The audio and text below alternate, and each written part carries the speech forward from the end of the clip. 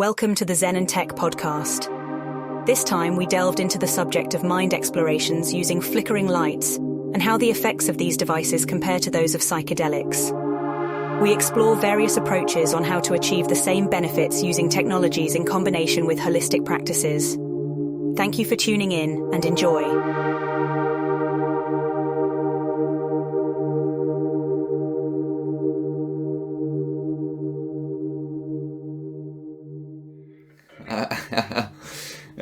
Hi everyone, and welcome to the fourth episode of the Zen and Tech podcast.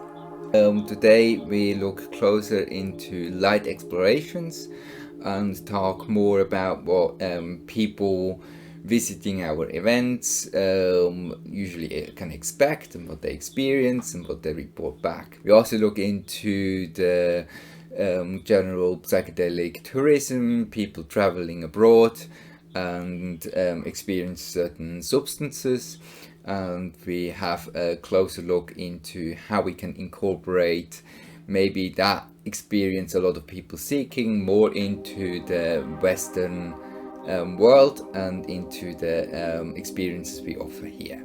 As I've heard about these light devices about 3 years ago, a little bit more than 3 years ago, on the Joe Rogan podcast with Dennis McKenna, I just couldn't believe that these effects could actually be achieved just with light. And the only reason why I believed it and the only reason why I entered into that field was because I've heard it from someone who definitely has loads of experience with psychedelics. Because of his credibility, made me even go into that field. There's also a very interesting technology that has come to light. I just found out about it last summer. Induces DMT synthesis in the pineal. I tried it a couple of times, and by golly, it's a lot like DMT. Really? Yeah. So explain it. What is it? Well, it's just, it looks like a floor lamp, but you lie under this thing for a few minutes, and pretty soon you get into the zone. You know, these visuals begin to manifest, and it looks a great deal like DMT. But I also really early realized there's a lot of research and a lot of development to do, and there's also a lot of new things to discover with it. And when I looked into the industry, I could clearly see that they just basically repeat the same thing like the other one before them.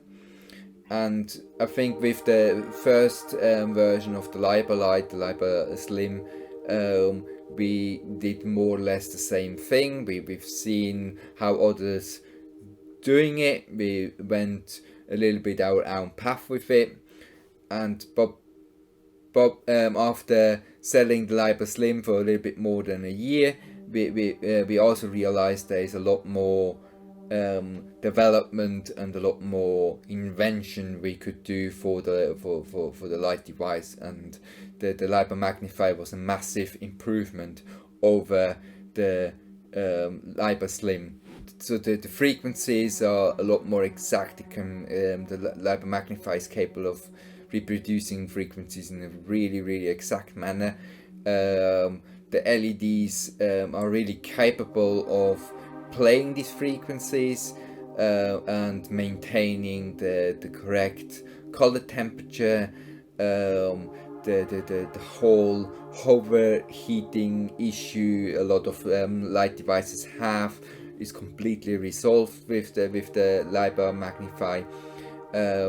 It's battery powered. You can take it everywhere you want. You can make it outside. You can. It's so easy to travel with it and use it wherever you want. You don't have to travel with such a massive power supply to run high power LEDs with it.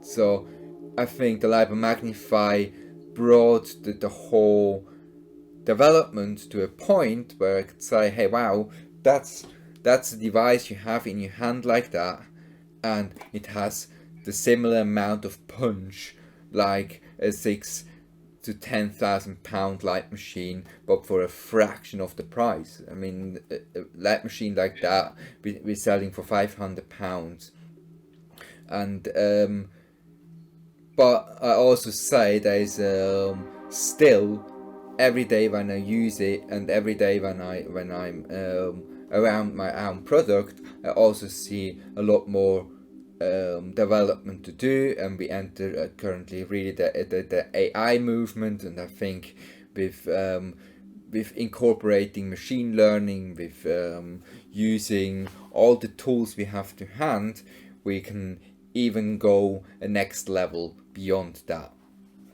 But I think with the LIBO Magnify we got on a point where people actually have the possibility to just get one and use it in their private environment, or use it with their clients or in their own practice.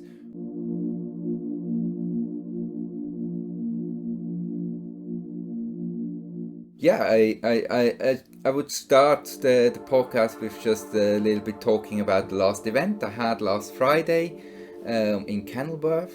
It was a rather small event. Usually we are up to 10 people on these events, but last Friday it was only 4 people. It was the first time where it was just such a small group, but it was also a very interesting experience to just offer it to just a very few people.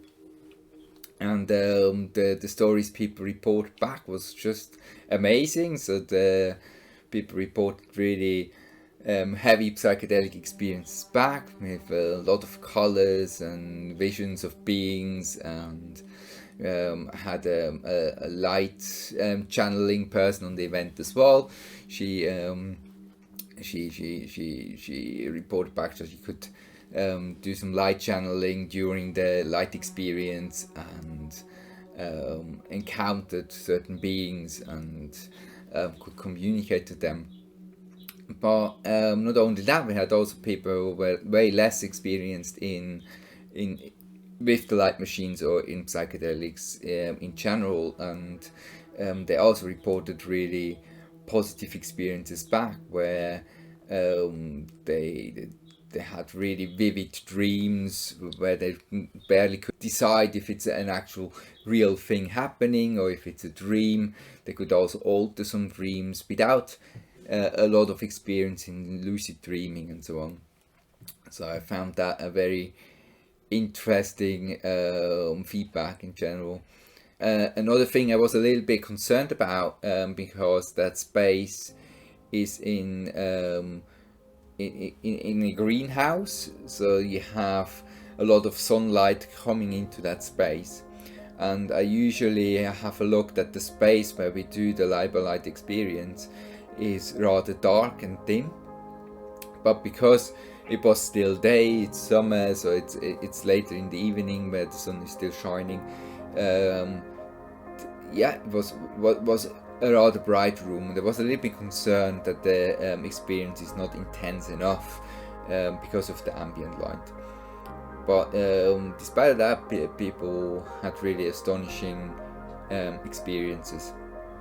That was my last event. I definitely have to tell more about. But Gabriel, when did you have the last light experience, or when did you show it to the last time to someone else?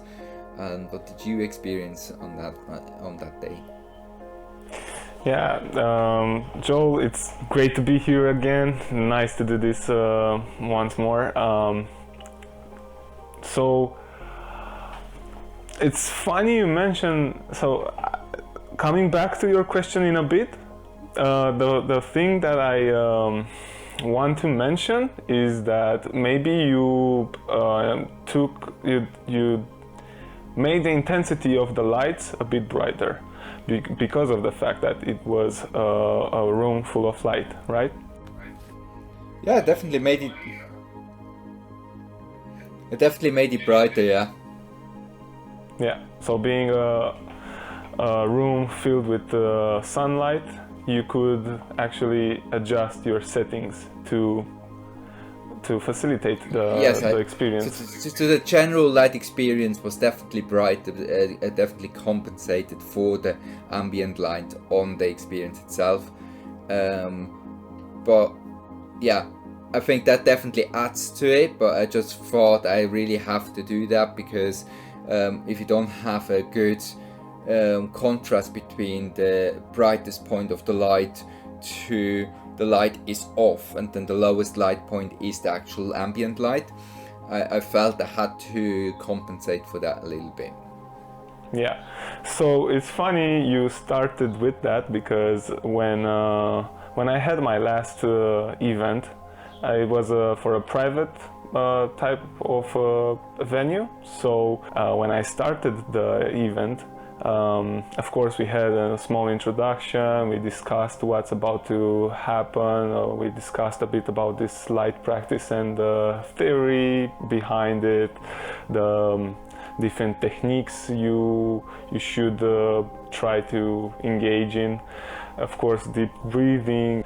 But the thing that I took away from that was because of the fact that we started late in the evening, the sun was still up, so I did have to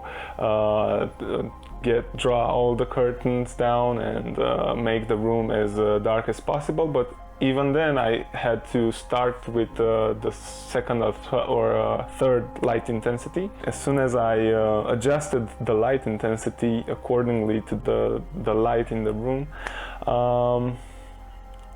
so I actually was looking for those cues that you were mentioning before in the last episodes. So if a person is clenching their eyes, it means maybe you should get a lower intensity of the light going on. So I did that, and as soon as I started to see that they were really enjoying it, I left it there, because I knew that was the sweet spot, kind of. The level that, the sweet spot for that person. As soon as they relaxed into that experience, my impression was that that's when the magic started. And as soon as the session was done, both of them they explained to me that they needed that. they both of them said, yeah, you know what, I had no idea, but I needed that. So it was a huge difference for them before the session and their conscious and mental state after the session. They were almost convinced that it has multiple type of colored LEDs, because they were seeing a lot of wild images and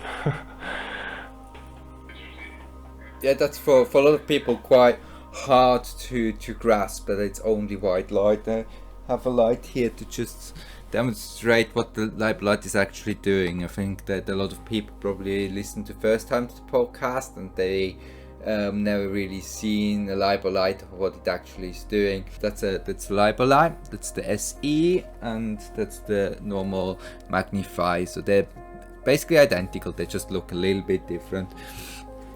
But it consists of 4 LEDs on the bottom. That's what the LIBO light basically is doing. So it has some frequency tables saved in the firmware, which are fixed frequency settings, and the algorithm just chooses from the different tables and combines the frequencies together and makes a light session out of that. So each LED is capable of flickering in a specific individual frequency, and also there are 2 tones of LED colors there. So you have a warm and you have cold LEDs.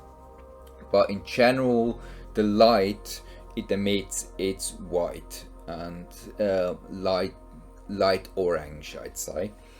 But what people doing when they come to when they use the light, they lie under the light or sit in front of the light, they just close the eyes and look through closed eyelids into the light.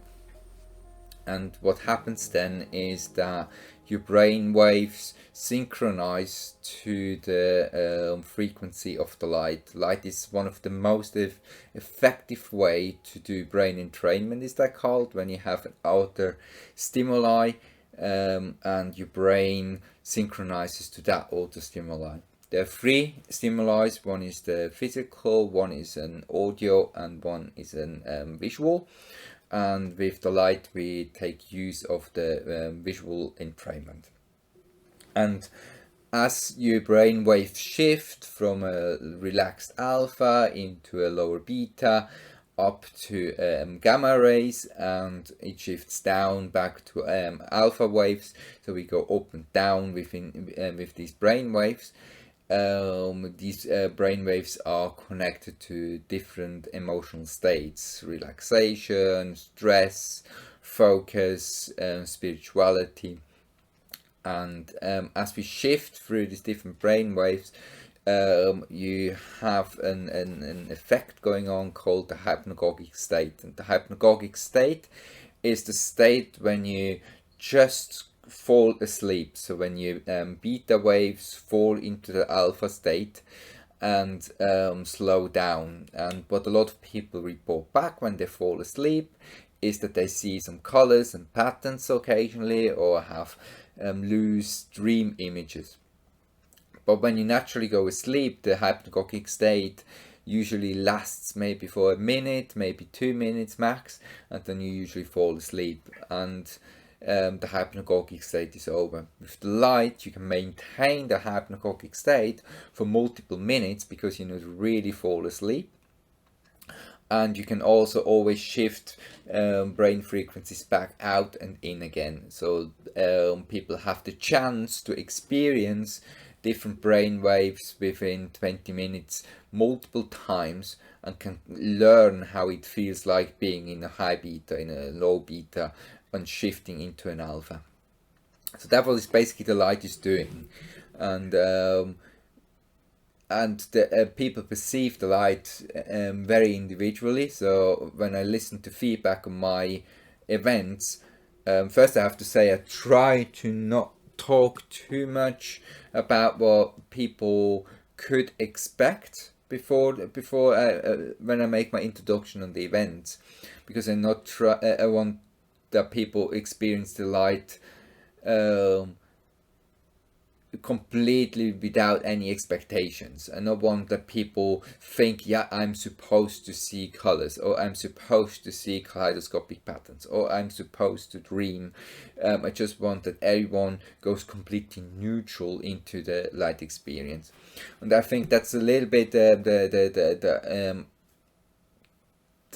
fine line when introducing people to the light, making the introduction before the light experience, that you have kind of the scientific background, where you really talk about what the light is doing, how it works, what the potential risks are when using it, but also kind of persuade the magic of the light as well, and not making it too technical and too scientific, trying to persuade the bliss and wonder we can experience under the light, but holding back on too specific pictures, because I found when I draw a specific picture, a lot of people report back exactly these pictures I drawn before that.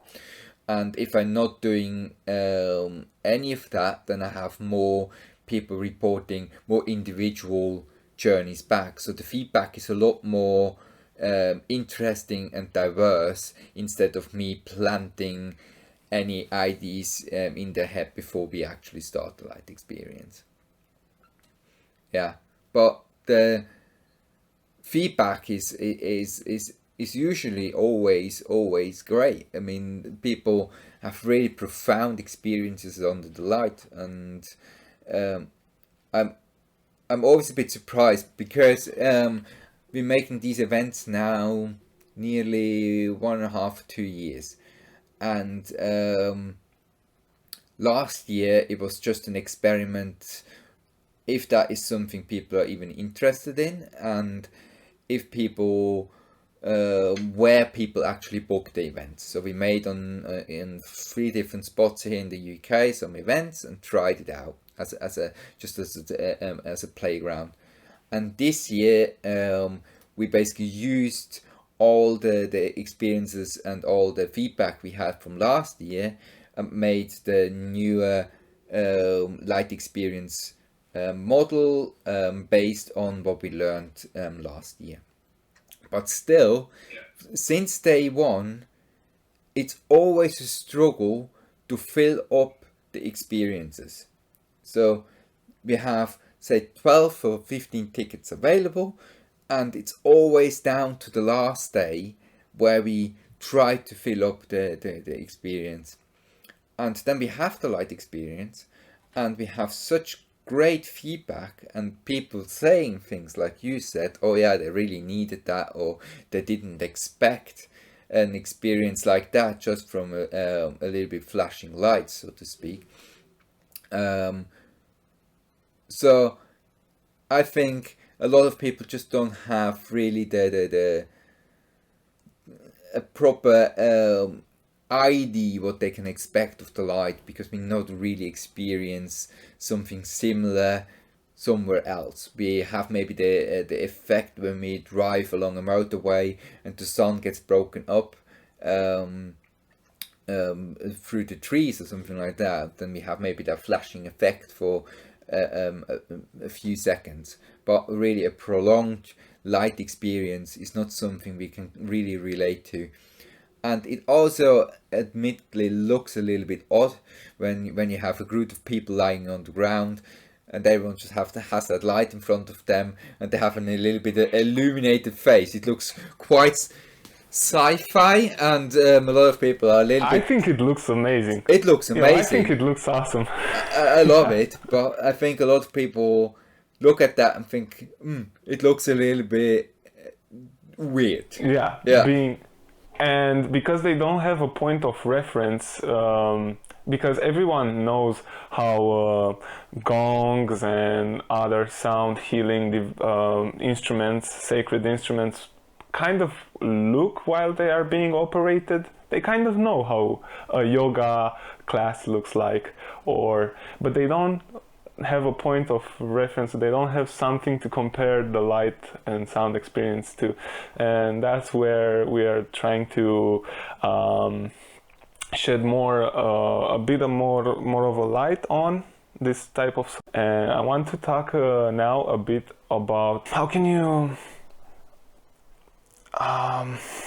point the experience in such a way that it's more targeted towards body sensations. I too have noticed that some people tend to have a more bodily type of sensation, like movements. They feel like they're in a huge swing or they are in a falling motion while under the lights, while others tend to focus more on their mental activity or their thoughts. Where do their thoughts go naturally? It's something personal, and while it's very inspiring to talk about, it's in the same time it's serious. It's not something that you are always going to take so lightly, because being something so personal and intimate, it can bring you down to tears. It can, and not tears of sadness, but no, tears of joy, tears of relief.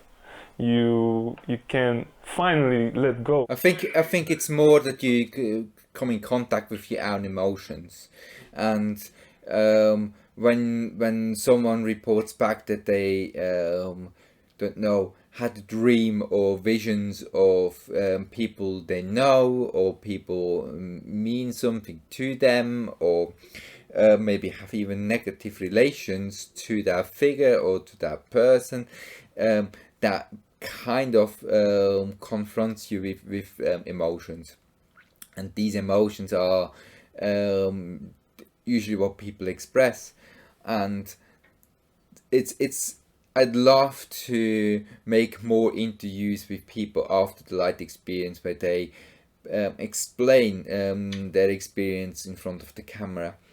But I just found that the framework we make on the event itself, and allowing people to talk freely about their experience, as soon the camera comes out or as soon you try to capture that, people also change kind of how they explain the story and how they tell you about their experience. And I think it's more important that the person after the light experience has the space to share their personal story and to integrate that story instead of having a good video of it. So I occasionally have someone I think, I think that person is suitable for sitting in front of the camera and saying what they experienced, but often I prefer just leaving people be and letting people in that space, in that safe environment, share their story.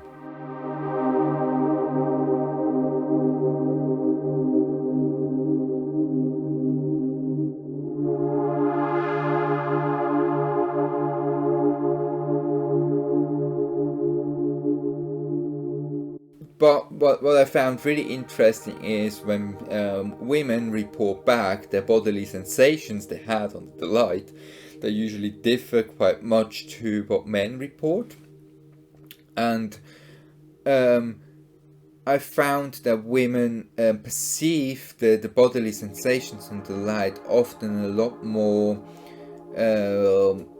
from a I wouldn't say sexual side, but more from a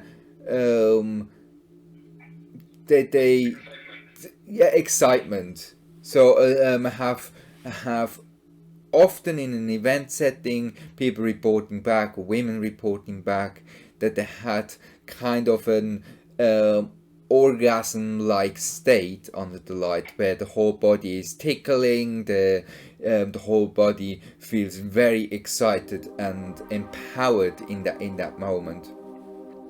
Whereas men have more simple body sensations, like maybe a little bit tickly arm or a tickly leg. I don't think the body sensations are that different. It's more how we perceive the body sensations and what we make out of them. And it might be that maybe women in general react more sensitive to certain body responses, where men are maybe more like, that's a little bit a tickly leg because I am lying on a mat and maybe my leg gets a little bit numb or something like that. So you have maybe from the man perspective a little bit a less sensitive perspective on certain body sensations, and that's why it's not as intensely reported. But yeah, I had really women on the event telling they had really orgasm-like states during the light experience, and that's a very unique feedback, I think. But I can kind of relate to it as well. I had light experiences myself where I had dreamlike visions and dreamlike states where it felt very, very sensual and very pleasurable, right? Yeah, and as you said, I often have the experience of just kind of floating in mid-air or just rotating, or a constant feeling of falling. That's something I experience often as well. But I couldn't say that I had orgasm-like states under the light, me personally. But it's something I hear often on the events.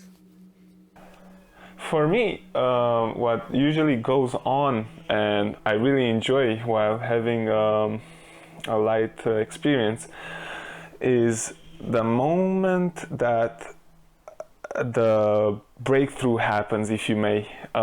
So after about 10 or 12 minutes or around that time, something happens. So do you know the feeling when you go over a bridge or when you go over a speed bump, but not really a speed bump, when you go over a hill? Yeah. So your car goes a bit like, Yeah. so you get that feeling that So the your roller breath coaster is- feeling a little bit. Exactly. Yeah. So I get that, and I realize, wait a minute, I'm having a light session now. So I realize that while having my lights closed, my eyes closed. But because I'm having that feeling, and because it's not over, it's happening, it's ongoing, I can really, I don't know, I can go even beyond, and it's very hard to explain, but it's something that I hope each and everyone can experience. I have sometimes a very unique experience where it feels like I'm falling, but the visuals look more like I'm traveling kind of through a tunnel, or I get sucked into a light pattern type thing, and it looks almost like I'm moving forward, but the body sensation is falling, and that are quite two different directions, and that gives quite a unique experience, I think. And what I also we talked, I think, in the second or first episode about it, was the Shakti mats. These mats with these spikes on, what people use for muscle relaxation and increase blood flow through the body. And it's basically a mat with just plastic spikes on it. And yeah, exactly. And meanwhile, I ordered one. They're very inexpensive. I think it was £15 or something like that for a full set. It's very inexpensive. But I thought, be open for the experiment. So I've used it already a few times, and lying on the mat I perceive as very intense. I usually don't wear no shirt, no nothing, just lay directly onto the mat, and it's almost like a sting over your whole back, and it's quite an intense, I think, painful experience.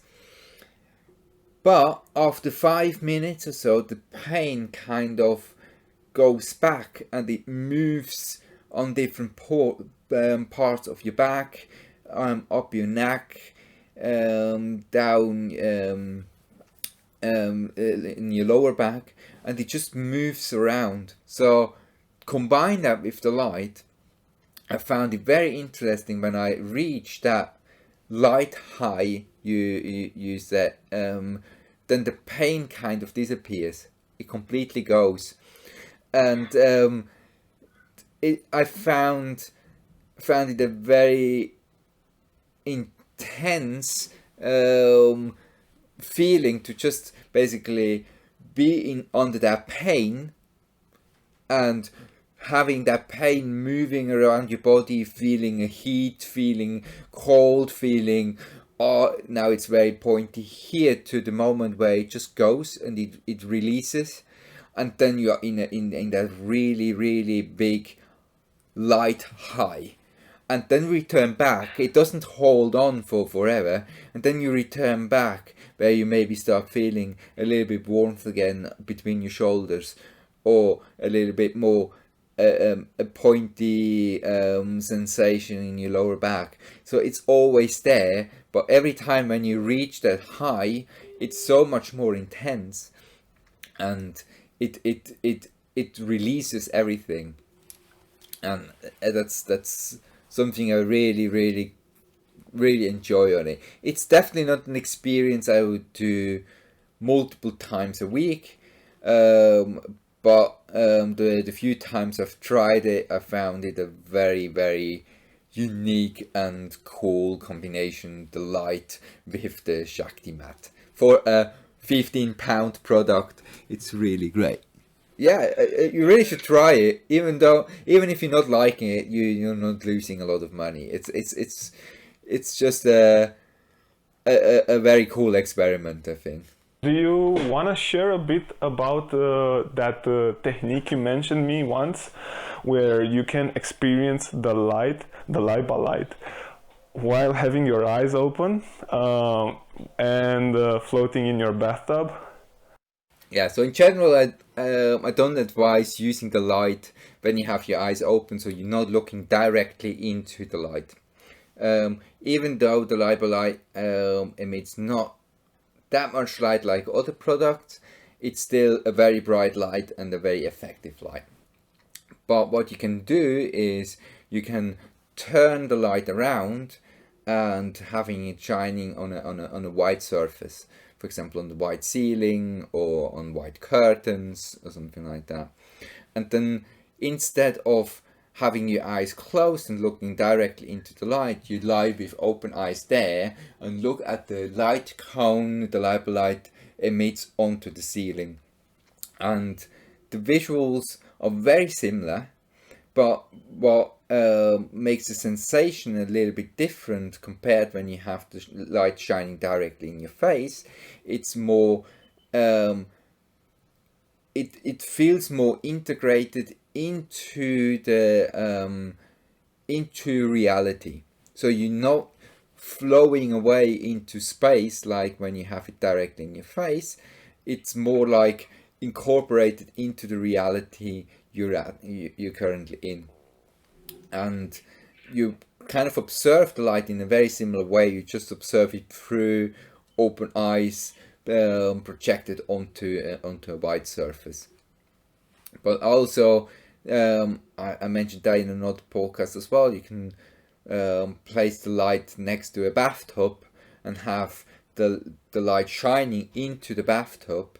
You don't submerge the light or anything like that. You have it, say, half a meter away from the water, and just shining the light into the bathtub. As you lie in the bathtub, you have your eyes open, and you look at your body and you look into the bathtub, and you can see all these colors and patterns you usually see when you observe the light through closed eyes. You can see them inside the bathtub and on your body, and you just observe how your body feels in the warm water or cold water, whatever you prefer, but you just observe your body and the patterns and colors happening on your body, and that's a very magical experience, I think. That's a beautiful gateway to just bring our discussion more towards towards these experiences people often seek. And I can see a lot of people travel to South America or to the Amazon, or they seek these fully immersive psychedelic experiences. And I often ask myself, is it really the ayahuasca or the substance they give you in the Amazon, or is it more about the whole setting around it?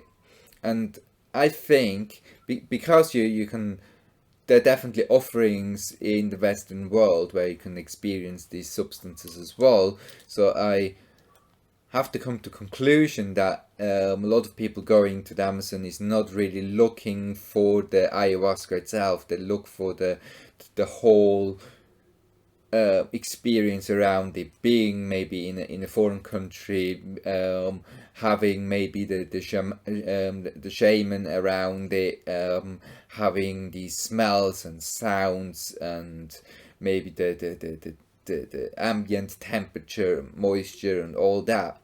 And I can well imagine being in the middle of the rainforest in a bamboo hut consuming ayahuasca can be a very intense and changing, transformative experience.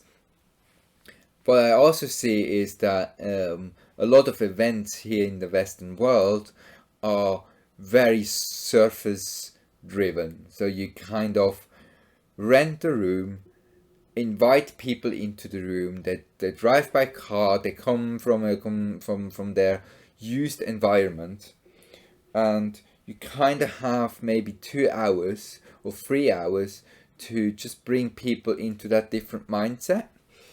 And I think there is the big difference that a lot of the experiences offered in the Western world are not really that comprehensive, like when you go to the Amazon and experience a proper ayahuasca treatment with a shaman. But I also see that there is a lot of potential in making events like the Light events more comprehensive and incorporate more things into it. And I think we are this way on a really good path where we work with, for example, with James Durden Bush together, who makes the sound experience. Also in Manchester with the psychedelic community, where we work with a shamanic sound practitioner. With 3K, where we take dream herbs like lotus flowers and mugwort, or these more gentle plant medicines, but still very effective plant medicines combined with the light. We are also dabbled into offering CBD hemp flower ceremonies together with the Light. And I think this year we tried a few concepts, or we're trying a few concepts to cater towards more comprehensive experiences, to have a more full-blown experience like when you go to the Amazon. But I also see we kind of have to we can take inspiration from these tribes and from these traditions, but we also have to kind of invent and develop our own, so to speak, style for our events and for our experiences we offer to people. And I hope at the end of this year, when we look back on all the events we made, that we could learn more from them, and next year create even more full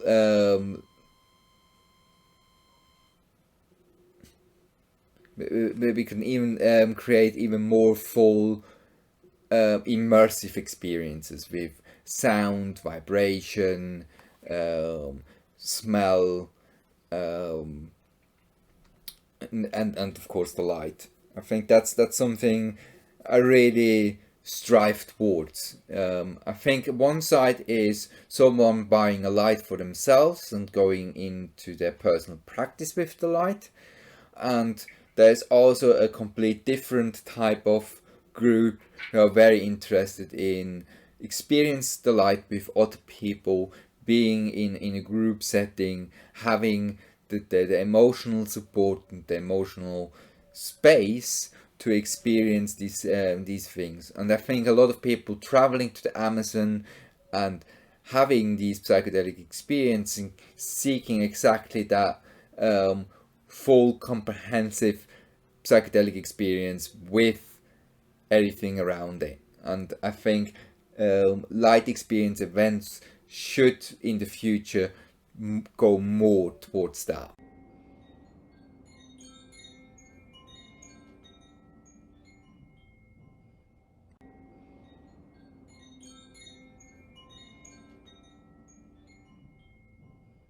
People just don't have really a proper relation what it actually is, or how it actually could work, or how it makes you feel, because you don't have anything similar in your everyday life where you are used to it. When you have, don't know, a flotation tank, for example.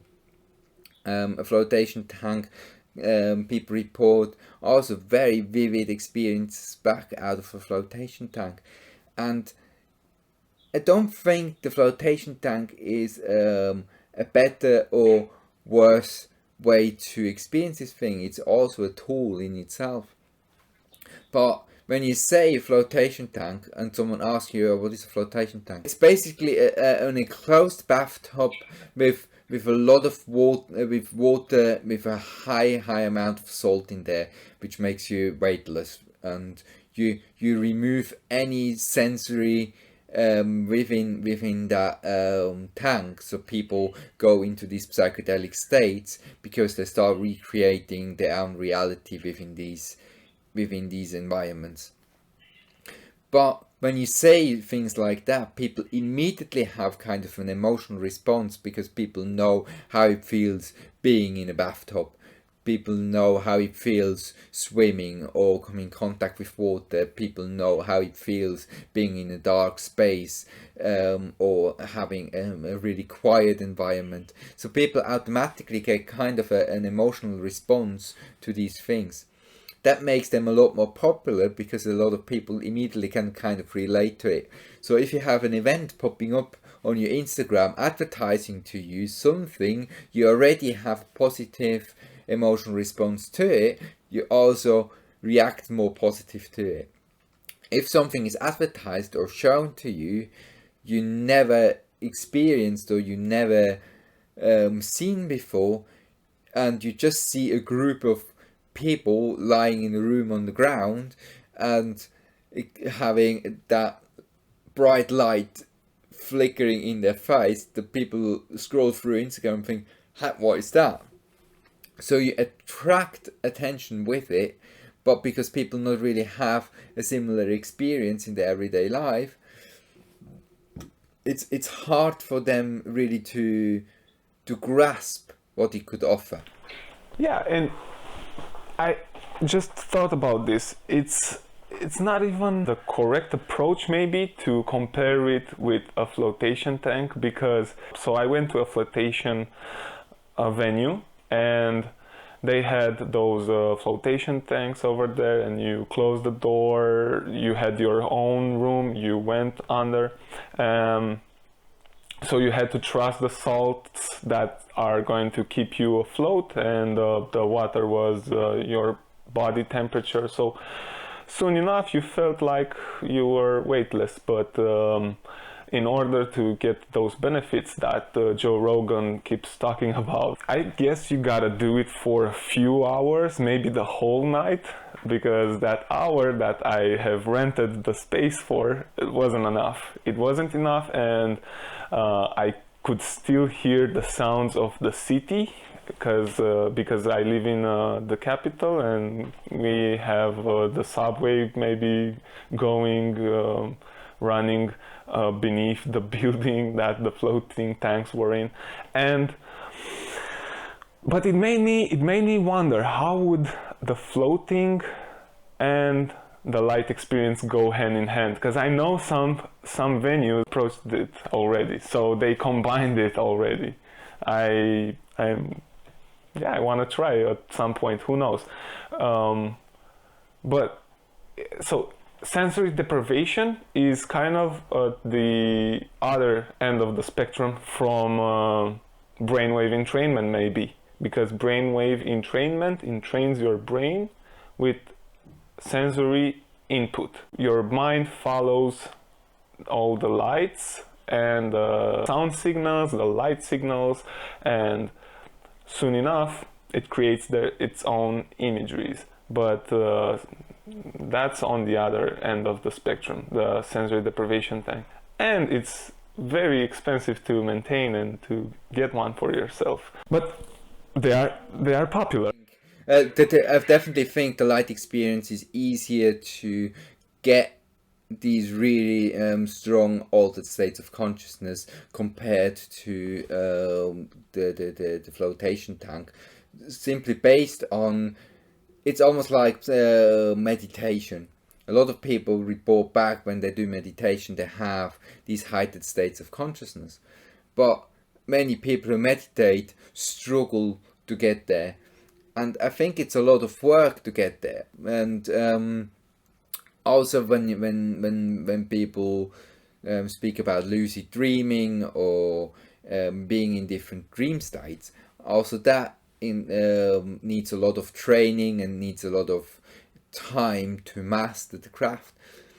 And with the light, you I often have on my events people who never done something like that before. They maybe visited once or twice a yoga class, and they're just seeking around for these holistic experiences. They go to, don't know, spiritual nature walks. They have their yoga going on. They maybe make some aromatherapy or something like that, and then they turn up on my doorstep making that event, or participating in the event and reporting back these beautiful imagery and colors and almost trip-like states they had. So I'm not saying that these other tools are not useful, but what I'm saying is you probably get a much easier access with a light machine into these states, and you have a lot more scope to experiment with. Yeah, so as a quick summary, what I love about the LibaLight is I don't have to go to Peru. It's safe. If it's too much for me, I can turn it off. Or if it's too much for my friends, I can turn it down a bit lower, on a lower setting, yeah. And I can integrate it with my already ongoing practices. And it helps me tremendously with that.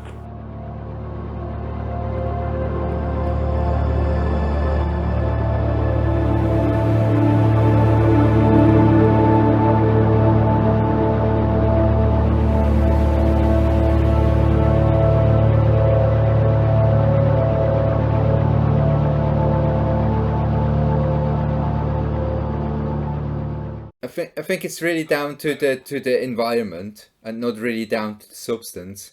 And I think a lot of Western retreats and events could learn a little bit more about the whole surrounding and setting you experience somewhere in the Amazon when you go to a ayahuasca retreat. And I think that if it's flotation tanks, vibroacoustic platforms, light machines, just burning incense during the event, choosing the right music, playing the right instruments, all that contributes to a really transformative event at the end of the day. I'm a truly believer that is the end goal, that not making just more experiences or making it more streamlined and simpler, that you basically turn up and after 20 minutes you sit back in your car. I think the whole experience should even be more incorporative. Even though it's a very old technique, even the Romans and Greeks knew about the effect. In the early 20s they used it for researching schizophrenia, and in the 50s and 60s the psychedelic community used it for recreational uses. In the 90s they brought up the first devices where you had some LED goggles and had the effect with that. And then in the early 2000s, where Lucia and Pandora Star and all them came onto the market, that's where the proper light machines started really flourishing and working. And I think we are now on the crisp where light machines become more than just that flickering light. It becomes more than just that very, very expensive device.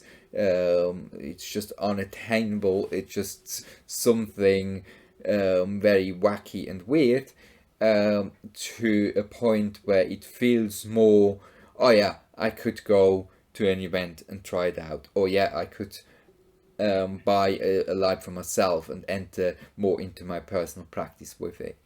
And I think as we progress, maybe in the next 5-10 years, we're going to see a massive increase of people using that experiences and combining it with other things as well. That really rounds it up. At the end of the day, we live in a very conscious and health driven society at the moment, and even though psychedelics are really in their renaissance and coming back and gaining a lot more awareness and a lot more understanding and the benefits of it, psychedelics is definitely not something you take on the light shoulder, and you're not taking on a very regular basis. And with the light you can really practice, if you like, nearly daily, and combine it with different things, and can build your own psychedelic experiences, very individual to yourself. And I think we are really on a great path here to bring that technology finally close to the people. I think society has been trying that for nearly 60-70 years, and we always on the same point. It kind of gets popular and then it dies off. It gets a little bit popular and then it dies off. And I think we need finally that point where people have more access to it, and it's important that we do it right, because in the past it has been done often more money driven, or more it just needed to be a product could be sold cheaply, or it was very exclusive, that you have to call someone up and they meet you and then they show you the device and then you enter a weird payment system or something like that. So it needs to be accessible and easy, and I think with LiBa we're finally on that path where people can access that tool a lot easier than it was before.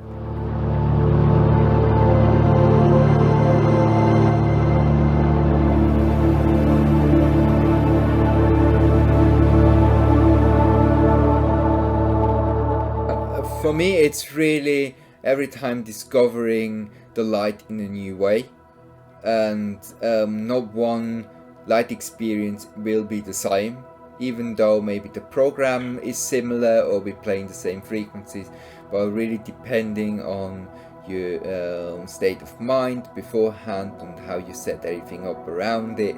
It's really depending on that, what type of experience you have, and that versatility and these many facets the light experience has just keeps me going and keeps me motivated to just create new and create and explore that tool even further. We spoke about many things that podcast, and we still try to pack it within that hour. And I just think we just wrap that podcast up and leave it to that, and continue on the next one. Perfect. Let's wrap it up, Joel. Next time we gotta talk a bit more about the technical stuff like LFO. Who knows, right? Yeah, that would be cool. Just that's a good idea. That next podcast to just have a little bit of closer look what settings the LiBa offers, and how to change them and how to incorporate them in your everyday practice.